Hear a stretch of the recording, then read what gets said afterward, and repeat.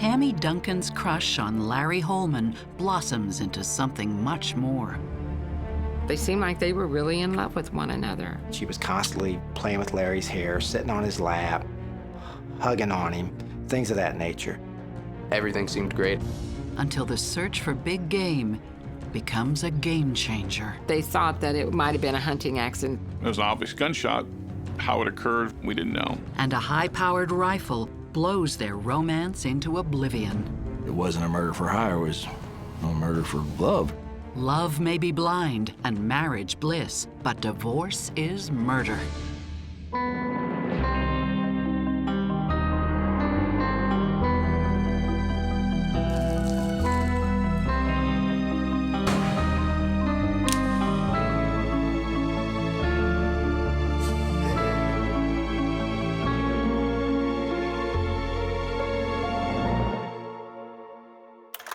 Tammy Duncan is a typical small-town girl in a God-fearing community. But even though she's just 12 years old, as far as she's concerned, she's already found the one, Larry Holman. She had went to church camp, and one of the teachers there, or one of her leaders, had asked them to write something down that they wanted to accomplish big in their life and to stick it in their shoe. So the note that she had written and put in her shoe was to say that one day she was going to marry Larry Holman. I can tell you why. I would think she liked Larry. Larry was very charismatic. In fact, he was liked by everybody. He had a great sense of humor, loved to tease with people. Hey, Beth. Hope you're doing well. Larry was just himself, and he made everybody comfortable. Anytime you go to a gathering, the #1 question always seemed to be is, when's Larry going to get here? Both families belong to the same congregation, the Calvary Assembly of God Church. We started attending that church in the mid-'70s, and Tammy's family was already going to that church at that time, so they actually met in church. What a great day. But he's also 25 years old and taken. Everybody. Larry was married and had a baby. Introducing the lovely young lady to everybody. Yeah, everyone's been asking questions. He didn't even pay any attention to her because he was a happily married man. He didn't even pay any attention to her. Until 6 years later, when Larry, eager to get back in the game after a divorce, notices the little girl from church is all grown up. My mom was obviously younger, so my dad probably enjoyed that. She was a nice woman, pretty. As far as other connections, they went to church together, they worshiped together. And Tammy's never lost her affection for Larry. I'm glad we got to do this. So am I. I've been dreaming about this for years. She was just smitten by him. Anytime they were together, she was all over him. And, you know, we'd joke as a family sometimes. It's like, man, let the guy breathe. I think any male finds it invigorating when somebody's infatuated with them. When Tammy and Larry start dating, her parents don't approve. I think they thought that Larry was too old for Tammy, and we kind of thought maybe Tammy was too young for Larry. They're in love, and there's just nothing you can do about it, but we don't agree with it either. There was a confrontation with her mother and father out on the parking lot, and she accused me and my husband of encouraging the marriage. And we told her parents that we don't like it any more than what they did. We didn't especially like it, but what can you do? You know, he was a grown man, and he was really in love with her. Tammy and Larry pay them no mind. And within a year, they take the plunge. I think one of the reasons they got married as quickly as they did was Larry's religious beliefs. I think he thought the best thing that he could do and the right thing to do was to get married. Their wedding was pretty typical. It was held at the Calvary Assembly of God Church. Fortunately, I was asked to be in it and was proud to be so. Well, they seemed very happy. I mean, they seemed like they were really in love with one another. As a married man, Larry takes his responsibilities seriously. Larry was a hard worker, and he worked many hours, and virtually every job that he had, it seemed like he would work 50, 60 hours a week. For years, he worked for the Doe Run Company in Herculaneum. Actually, it was the nation's largest lead smelter. We always refer to it as he worked out in the yard. 5 years later, they have 2 kids, and Tammy is thriving. My mom was a stay-at-home mom. She was very active with the schools. She went to all of our school functions. My mom pretty much did everything I needed her to. She would do my homework sometimes. She took me places all the time. Everything seemed great. Forensic psychologist Dr. Brian Russell and psychotherapist Stacy Kaiser see a marriage filled with promise, but fraught with dangers. One of the greatest challenges in Larry and Tammy's relationship is not the age difference, it is the age of Tammy. She hasn't dated very much. She had her sights set on Larry from a really young age. That has sort of been her Prince Charming.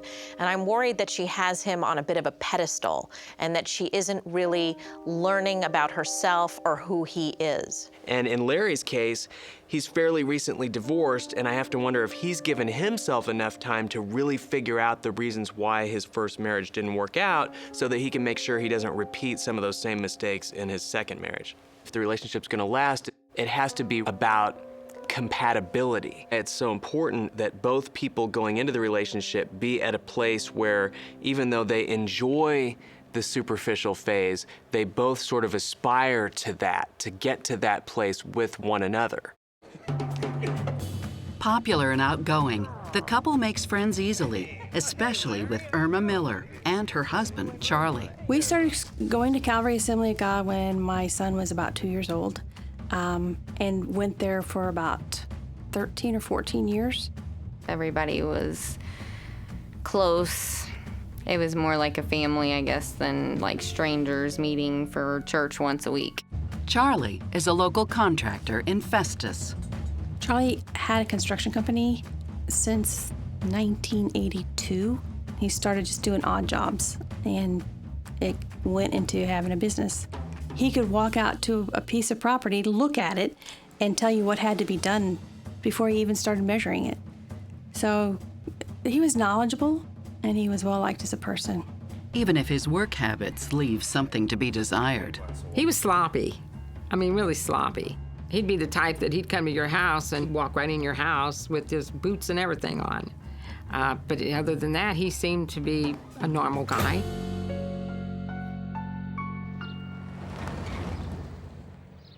Now let's talk about Samson and Delilah. Charlie, Larry, and Tammy run the children's ministry together, and they put on a good show. You sure about that? On Sunday mornings, we'd have regular church services, and they would do the children's church downstairs in the basement. Samson had black hair, right, everybody? Yeah. And I will be Delilah. That's better. But they were just in charge of putting together activities for the kids to do, like puppet shows, and they gave a Bible story of their own, took an offering of their own. So it was just like a younger version of the adult church going on. Kids loved him. Before long, Charlie and the couple are inseparable. What's cooking? Good looking? Generally, just because I was gone a lot working, they were the three musketeers. Charlie was over at my house quite a bit. I drank the last cup of coffee.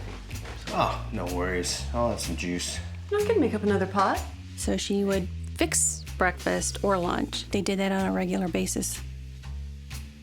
My dad was a genuine friend to him. They'd hang out and talk about hunting and, just do guy stuff all day.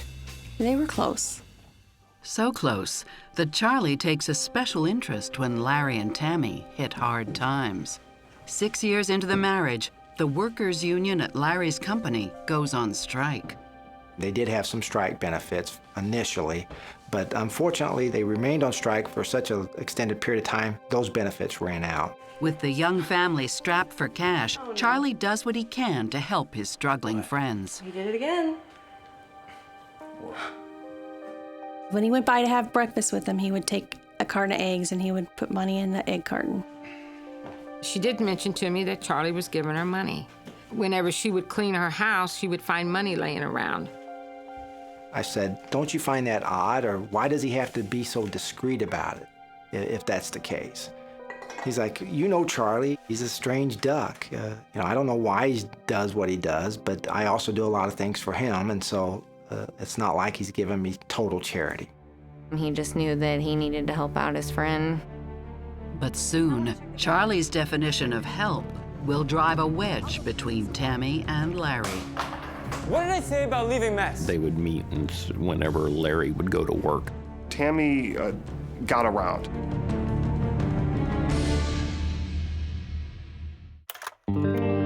By the mid-1990s, Tammy and Larry Holman have been married for 10 years. They've struggled with money and have had to accept financial help from their friend Charlie Miller. After a tough few years, Larry finds a new job at an aluminum foil factory. You look gorgeous. Come on, stop fooling around. What? I love my man in uniform. Things are looking up for the Holmans, but Tammy hasn't forgotten Charlie's generosity. Charlie's assistant. She reciprocates their friend's goodwill by lending him a hand with his contracting business. Okay.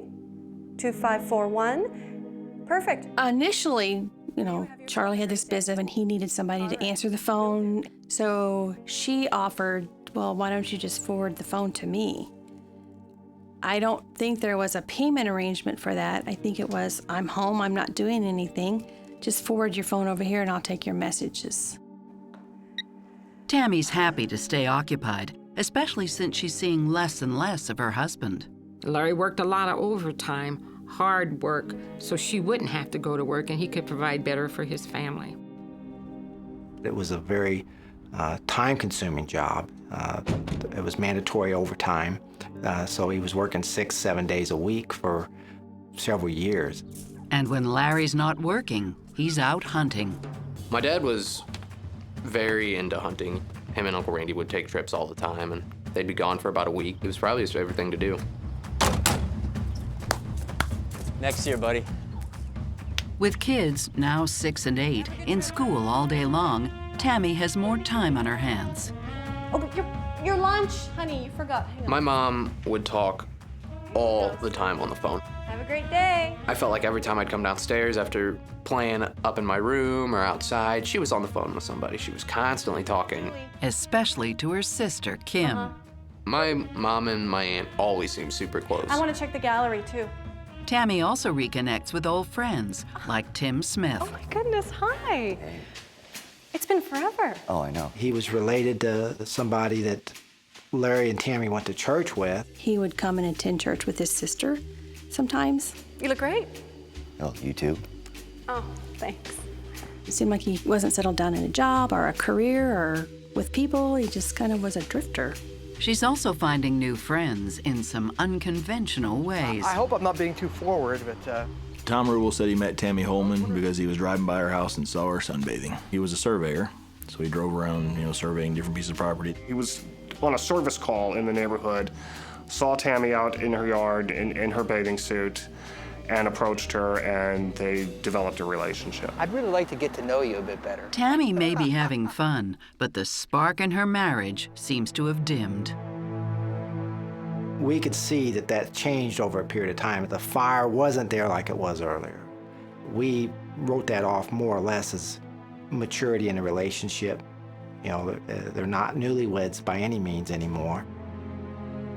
Tammy's at a point in her life where her kids have gone off to school, her husband's a workaholic, and so she's probably not getting many of her emotional or physical needs met by him. The fact that she goes out and seeks relationships with guys suggests to me that she feels that this is a time that she can use to sort of go back and recapture some stuff that she might have missed by getting married so young. That's what you trade off when you get married that young. You don't get to have your cake and eat it too. She wanted social interaction. She could have joined a tennis league or gone and done yoga with women and had lunches and things like that. I think that this is a point in her life where, if she isn't in a good place, she becomes a target for an affair.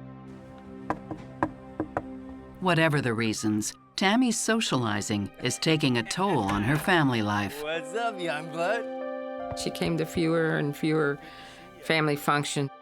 Yeah, Tammy can't make it. It's just me. If we would have like baby showers or the girls would get together, she always found an excuse not to come. But this is from the both of us. We had my daughter's 16th birthday, and Larry came and Tammy didn't. Meanwhile, Larry's grueling work schedule is starting to wear him down. Usually when he just got off like a long stretch of midnight shifts, he would get, agitated. What did I say about leaving mess, huh? He never got physical or anything like that. He would just yell, vent, and then after he yelled, he's good to go. Get it out of his system. I think I will put the kids in camp anyways. I mean, you know your brother. Soon, he really has something to yell about. Charlie. Tammy is still taking messages for him, and he says thank you in questionable ways. You should. Charlie was hanging over there a lot, and one evening I was over there. We were sitting in the living room, and he knocked on the door. And she was smiling real big about it, but she never really commented about it, neither did we. We just thought it was kind of strange, but we kept our opinions to ourselves. He said, well, I wanted to give her flowers because she answers my calls for me. It's just to let her know that I appreciate her doing that for me. When Larry realizes what's going on, he's not happy. Is Tammy home? No, Charlie. He told him he wanted him to stop hanging around so much when he wasn't at home. And if I ever want Tammy to have flowers, I'll get them myself. Hey, it's just thought she'd like them. She's been helping me out a lot, Please. Take the flowers and go. I kind of think he was getting suspicious. He did ask my brother, if you thought my wife was having an affair, would you tell me? And my brother looked at him and said, I don't know what I would do. Thanks for watching the kids, hon. I'm just going to the store.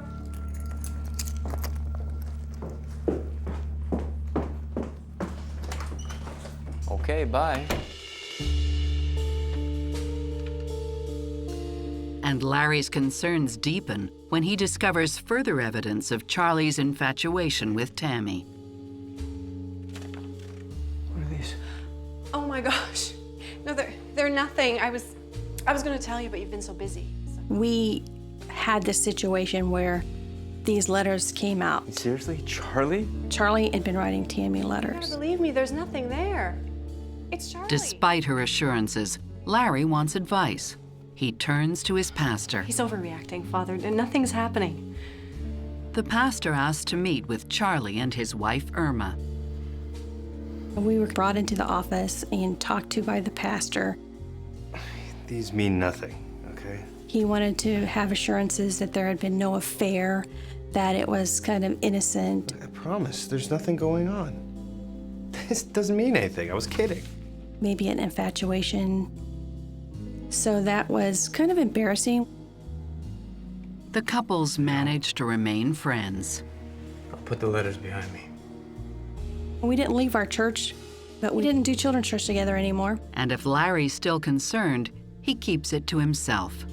As far as what Charlie's intentions were, Larry would respond to me, so maybe Charlie doesn't have good intentions, but I trust my wife. But soon, Larry will learn the truth, and the results will be explosive. He said, if I thought there was something going on, I would shoot Tammy and shoot the man she was having an affair with. There's a guy just across the wood line. He's carrying a gun, and he doesn't have orange on.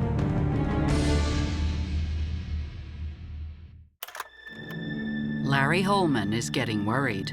Charlie, a friend from church, is infatuated with Larry's wife, Tammy. And it seems he's not the only one. Tammy got around. She had a bit of a reputation of having many gentlemen friends around town and responding favorably when those suitors would approach her. Tammy's spending more time with her longtime friend, Tim. And Larry doesn't know it, but she has grown especially close to her new friend, Tom. What? Just for me? For me to call you? By August 2000, their relationship has evolved into a full-blown affair. Tom Rubel actually had supplied Tammy Holman with a cell phone so they could talk privately and it wouldn't show up on cell phone records with her and her husband. He had really strong feelings for her. They would meet and whenever Larry would go to work. Larry has no idea, but he has another reason to be upset with his wife. Really? Tammy had called me one day and was upset because she said that Larry had gotten a loan. How could you do this? What? That was the bank. What'd I do? That money, that was for the garage. Larry always wanted a garage, and he wanted a big garage outside his house. And apparently, he had gone to get the money to pay for the garage, and the money wasn't there, that she had spent it. Say something. I'm sorry. I'm really sorry. You're sorry. That's all you have? And she said, he's really upset with me. He's on his way to the bank now to have my name taken off of the account. Taking off our account. He had closed an account, joint accounts with both their names on it, and had reopened accounts with just his name on it. Larry had been working hard for a lot of years and saved money to work on this dream construction project, only to find out that Tammy has blown all of the money. And so his knee-jerk reaction is to really take on sort of a parental role and say, well, I'm taking you off of our joint account, and act like he's her boss. She has been misusing the couple's marital resources, and that is also a betrayal of the trust that's supposed to be the foundation of their relationship. And so Larry's in a real bind at this point because he doesn't want to see any more of his money go down the drain on things that he doesn't agree it should be spent on. A furious Larry knows just how to blow off steam. It's almost deer season, and Larry is gearing up for the hunt.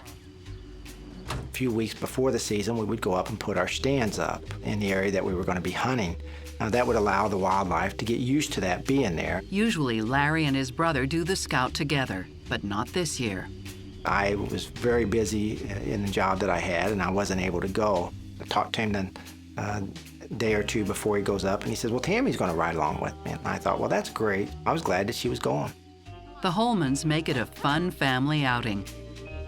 My dad had this deer stand that was pretty much cast iron pipes. I don't know if that's what it was, but that's what it looked like to me. My dad spent a few hours setting up that stand, and we left. The whole time, him and my mom talked. We took a few pit stops, but for the most part, it was just straight there and back.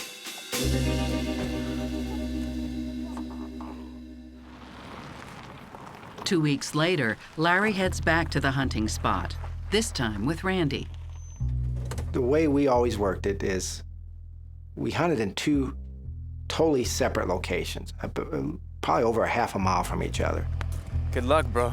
I let him out at his stand, and then I drove the half mile back to the area that I hunted at, parked my vehicle, and walked into where I hunt. I radioed Larry. I'm like, I'm kind of getting tired of staying here, and he's like, well, come and get me. Yeah, okay, I'll do that. I'm on my way. Roger that.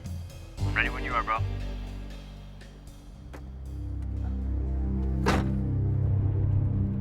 But on his way back to pick up Larry, Randy notices something strange. We'd rarely see anybody on the land that we hunted. As I'm driving down this farm road to get to where Larry's hunting, cutting through the edge of this field, I noticed there's a man in camouflage walking across the field carrying a rifle. Now in Missouri, it's a law that during gun season, you have to wear fluorescent orange. It's a safety issue. This gentleman had no fluorescent orange, but he was walking across this field with this rifle. And so I went ahead and drove to where Larry was at, and he comes down to the truck, and I'm like, did you see that hunter? And he's like, no. And I said, there's a guy just across the wood line from where you're at. I said, he's carrying a gun, and he doesn't have orange on. Larry didn't see the strange man, but he did hear something. Larry had made the comment that he had heard a bullet whistle pretty close to him, but he wasn't overly concerned about it, and I wasn't either.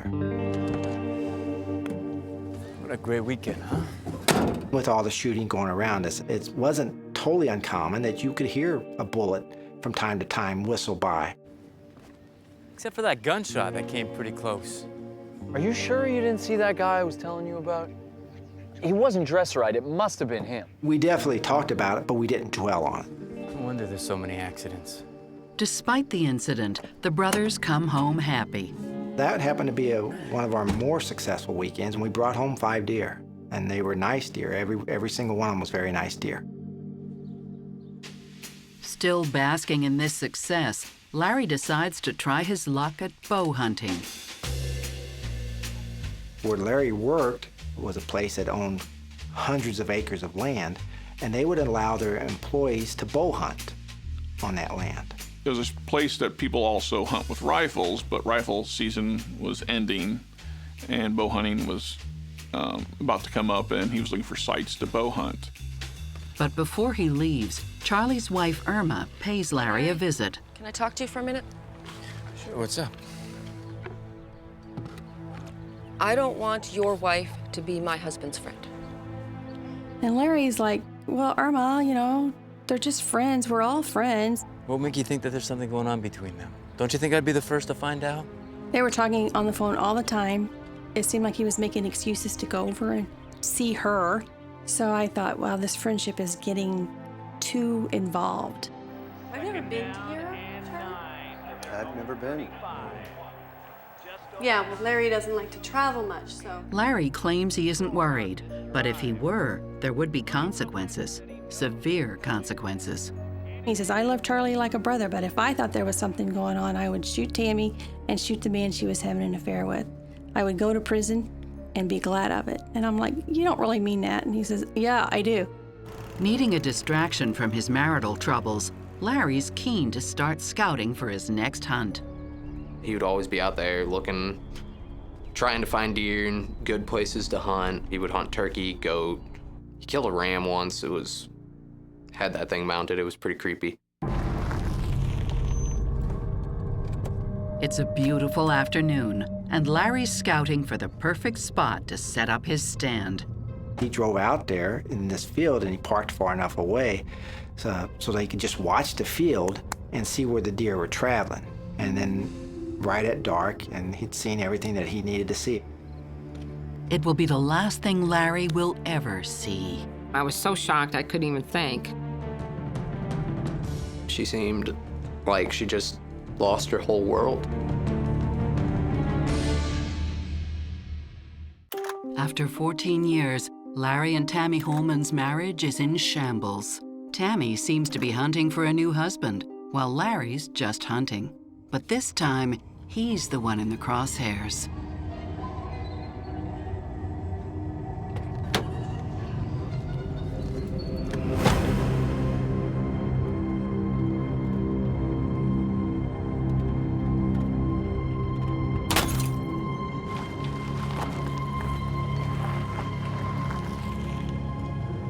A bullet comes through the back glass. They said the car then veered off the road just a few yards and came to a stop in a little bitty ditch.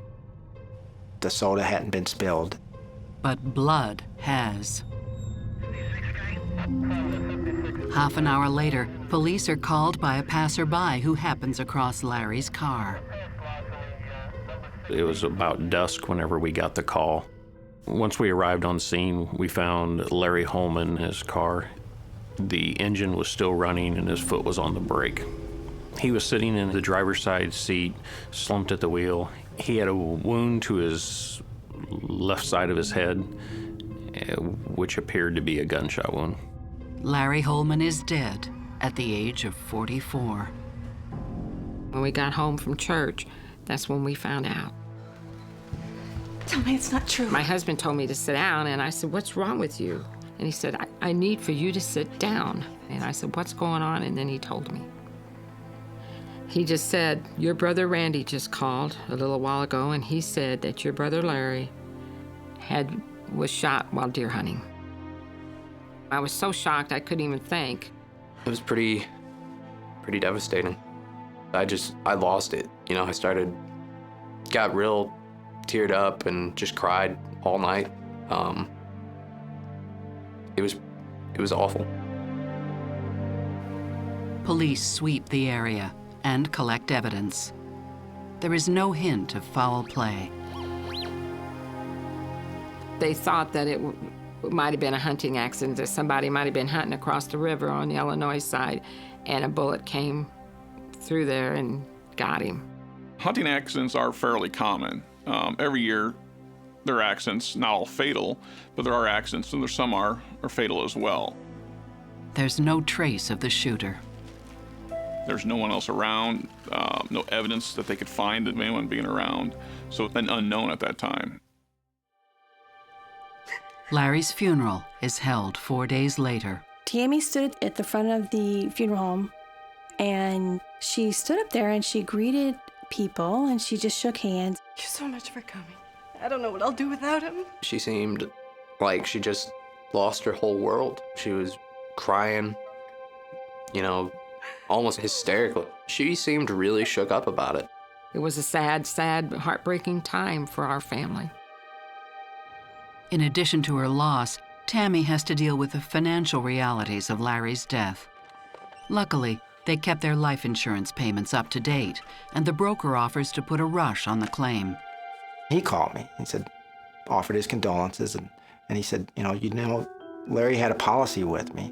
He says, you know, I know that that'll probably be helpful to the family.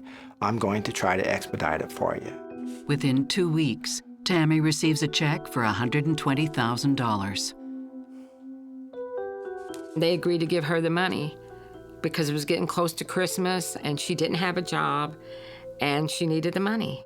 Since Larry was killed on the factory grounds, Larry's brother Randy helps Tammy look into a second insurance policy that Larry had through work. It could be worth much, much more.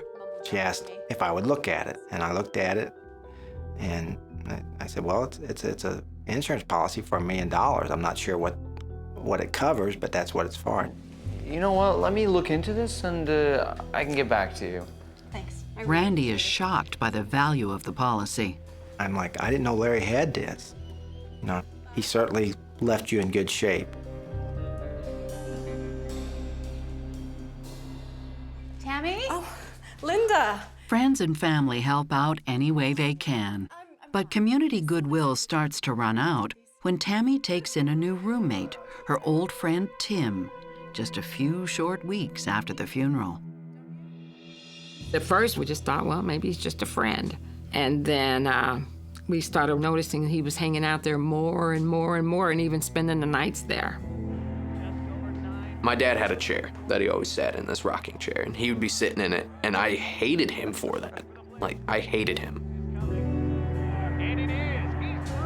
Charlie Miller has a similar reaction to Tim's presence.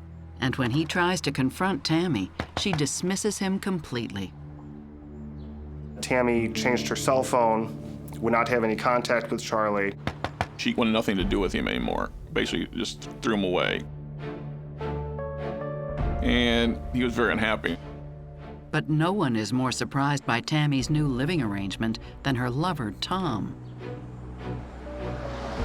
Tom Rule discovers that Tim Smith is now with Tammy Holman, and he becomes upset. She broke off contact with him, and he was devastated at that time. I think Tammy's behavior in bringing another man into her children's home on the heels of their father's death is abusive of those children. She should have been focusing every waking minute of her time on trying to do damage control for those kids who are dealing with the tremendous trauma of the loss of their father. I could absolutely see Tammy's rationalization in this scenario. She's known Tim forever. It's not like some fly-by-night guy she met. In her mind, it would even make sense. Like, we have a history, we've been friends for a really long time, and so it really doesn't play out as badly as it looks. With Tim monopolizing Tammy's affections, Tom grows more desperate and fixated. Tammy Holman indicated that Tom Rubel was harassing her, leaving her threatening notes on her vehicle, stalking her, basically, is a term I believe that was used. What's this? Oh my gosh, he's not stopping. Tammy has no choice but to file a restraining order against Tom. So much had happened that nothing surprised us. Because we was just like, well, now who's going to show up the next time? And we was to that point that we was expecting anything. By this time, police are starting to take note of Tammy's odd behavior. The theory of it being a hunting accident pretty much diminished after we were starting to learn about the infidelities of Tammy. Tim Smith was moving in with Tammy Holman 2 weeks after the death of her husband. So obviously that's unusual. or Charlie Miller, who's a close friend of the family as well. We had nothing else to go on, so everybody was being a potential suspect. 2 months after Larry dies, police get a lead.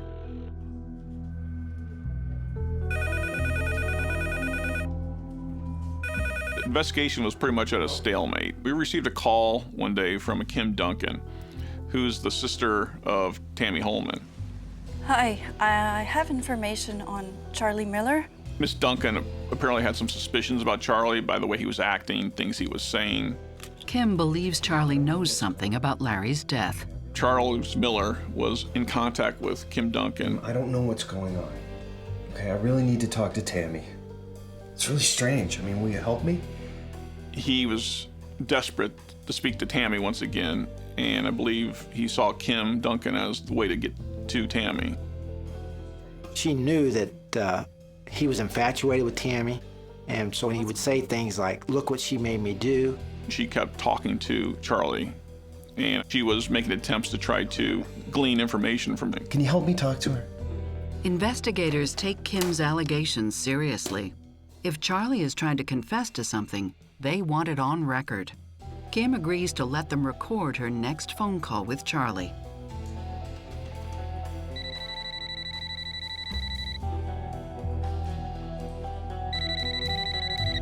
Hello?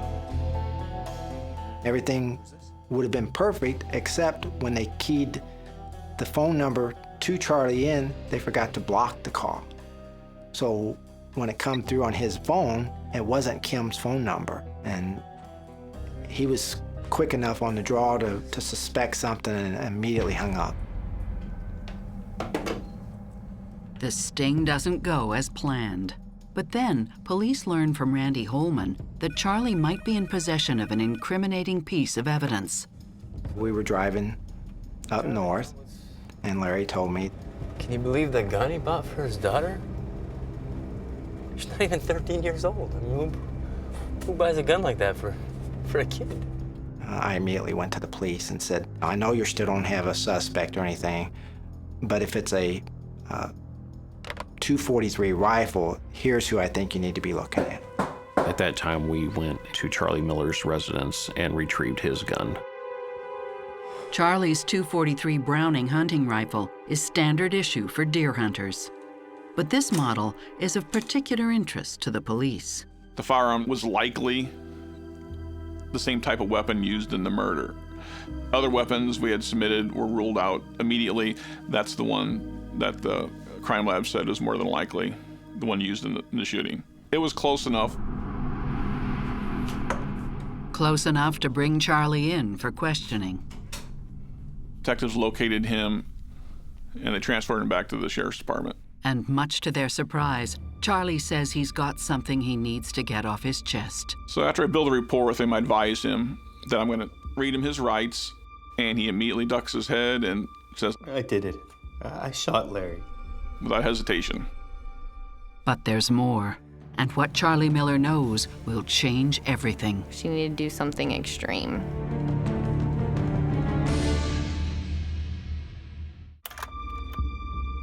Charlie Miller confesses to killing his longtime friend, Larry Holman.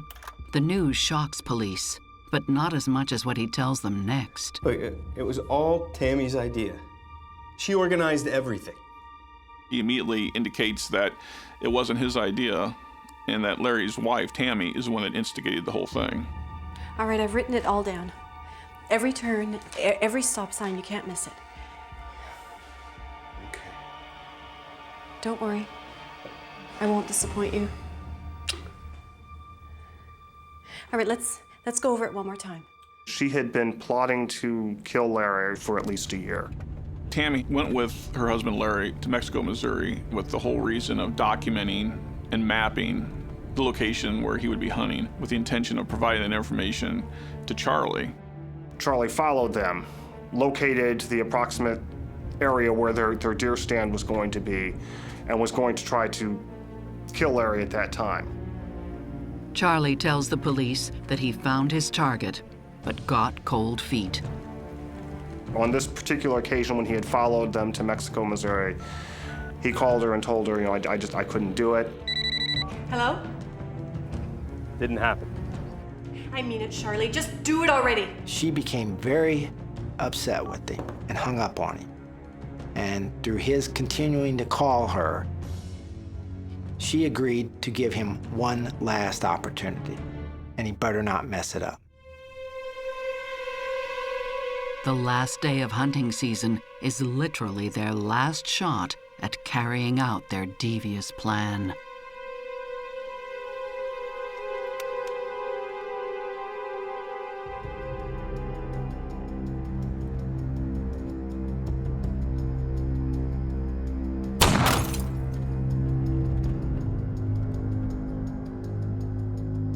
After the shooting, Charlie called Tammy.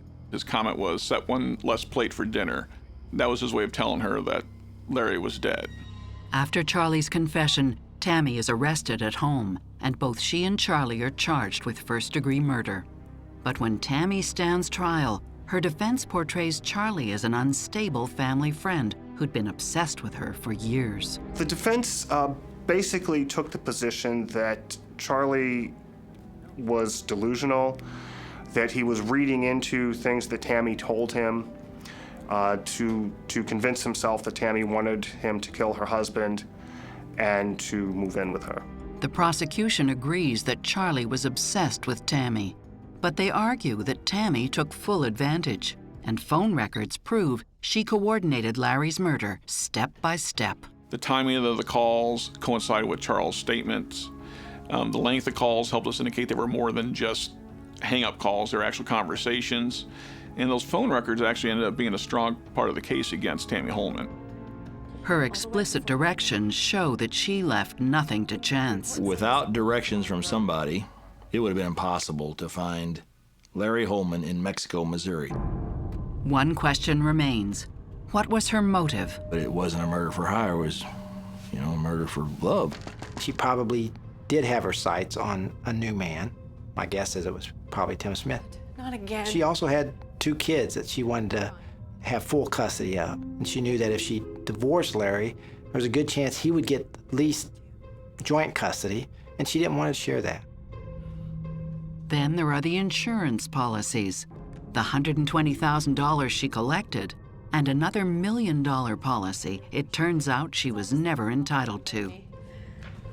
It was a liability policy that the workers had taken out so that they could hunt on the LaRoche property. LaRoche required that the employees that were hunting on the property get an insurance policy to cover any liability against the company. There's not a doubt in my mind that Tammy thought that she was going to be paid $1 million. And when I first read the policy, I thought she was too. Bye. I'll go put these in some water. Hey, of course. People like Tammy see others as disposable. And so Tammy probably saw Charlie as somebody whom she could manipulate and then afterwards throw under the bus if she had to. She knew how he felt about her. He had been trying to court her, woo her, take her away from Larry. And she figured that if she promised him the world, he would do what she wanted, and he did. I think Charlie thought that he was going to get away with a murder and then walk away with a girl. It's hard to really imagine how somebody who is busy being a wife and mom would really come by such manipulation skills. So I think it's much more likely that these facets of Tammy's personality, whereby she's able to identify the person or persons whom she's going to be able to be so successful at manipulating, those personality traits were probably in her early on in life. Charlie was infatuated with Tammy, and he wanted nothing more than to be with her romantically. And Tammy promised him that he could move in once Larry was gone, and they could all be like a big happy family. So Charlie does it and gets dumped. She wants nothing to do with him at that point. She got what she wanted out of him, and he just killed one of his best friends. She didn't know how to get out of her marriage, and rather than just get a divorce, she felt like she needed to do something extreme. Tammy Holman was using Charlie Miller Tom Rubel and Tim Smith, not playing them against each other, but playing the field to see who she could get to do this, because she wanted to get the job done. The defense rests, but before the jury renders a verdict, Tammy accepts a plea deal. I made the offer, but the inspiration was from the family's concern for the young children. It only takes one person to make this a hung jury. I said, well, at least we'll get something out of it. She'll get some time, and we won't have to worry about these two kids going back into that household. In 2003, Tammy pleads guilty to conspiracy to commit murder and gets 7 years. Charlie pleads guilty to second-degree murder and gets 25 years. I was so grateful to the good Lord that she got found out. She should have spent a lot more time behind bars because she is the sole reason that all of this came about. If she would have just filed for divorce and been an adult about it and took her kids and moved out, everything would be a lot better for everyone. Randy Holman and his wife take custody of the kids. Larry's charismatic presence is still felt. We still, to this day, we still talk about Larry all the time, and he's still a big part of our life, even though he isn't here. I wouldn't be where I'm at today without him. There's not a week goes by that he's not in a dream of mine, because we spent so much time together as kids. You get used to that. You never get over it, but you do get used to it. I miss him a lot.